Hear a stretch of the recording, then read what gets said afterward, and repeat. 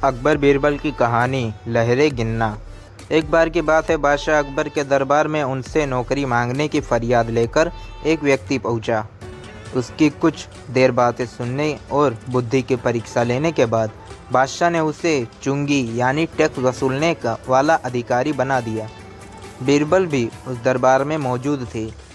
उन्होंने उसे कुछ देर ध्यान से देखने के बाद कहा कि बादशाह, यह व्यक्ति ज़्यादा ही चालाक लग रहा है। यह जल्द ही कुछ न कुछ बेईमानी जरूर करेगा।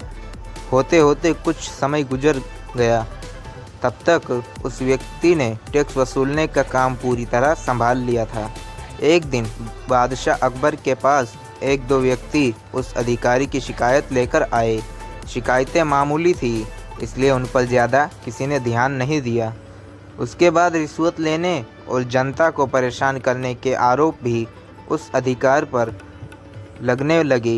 इतनी शिकायतें आने पर बादशाह ने सोचा कि इसका तबादला ऐसी जगह कर देता हूँ जहाँ ऐसी बेईमानी करने का मौका ही न मिल पाए। इतना सोचते ही बादशाह ने फैसला किया कि उसे अस्तबल का मुंशी बनाया जाएगा। फिर अकबर ने मन ही में कहा कि अब घोड़े की लीद उठवाने के काम ये क्या ही बेईमानी कर पाएगा। वहाँ मुंशी के पद पर पहुँचते ही उस व्यक्ति ने फिर से रिश्वत लेना शुरू कर दिया। उसने सीधे घोड़े को देखभाल करने वाले से कह दिया कि तुम लोग घोड़े को कम दाना पानी खिलाते हो। इसका पता बादशाह को चला है, इसलिए मुझे लीद को तोलने के लिए भेजा है। अब अगर लीद का वजन कम हुआ तो सबकी शिकायतें बादशाह से कर दूंगा। इस तरह से उन मुंशी से परेशान होकर हर घोड़े के हिसाब से 1 रुपया लोगों ने देना शुरू कर दिया। यह बात भी कुछ समय बाद अकबर तक पहुंच गई। उन्होंने मुंशी को सीधा यमुना की लहर गिनने का कार्य सौंप दिया।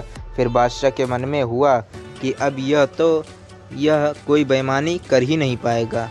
कुछ ही दिनों में जैसे ही वह व्यक्ति यमुना किनारे पहुंचा तो वहां भी उसने अपना दिमाग दौड़ा लिया। वो नाव से सवारी करने वालों को रोक रोक कर कहता कि मैं लहरें गिन रहा हूँ, ऐसे में तुम लोग यहाँ से नहीं निकल सकते हो। ऐसी जगह पर 2-3 दिन तक रुकने के बाद राजा ऐसी बातें सुनकर नाव चलाने वाले ने अपने कार्य को जारी रखने के लिए उसे 10-10 रुपये की रिश्वत देना शुरू कर दिया।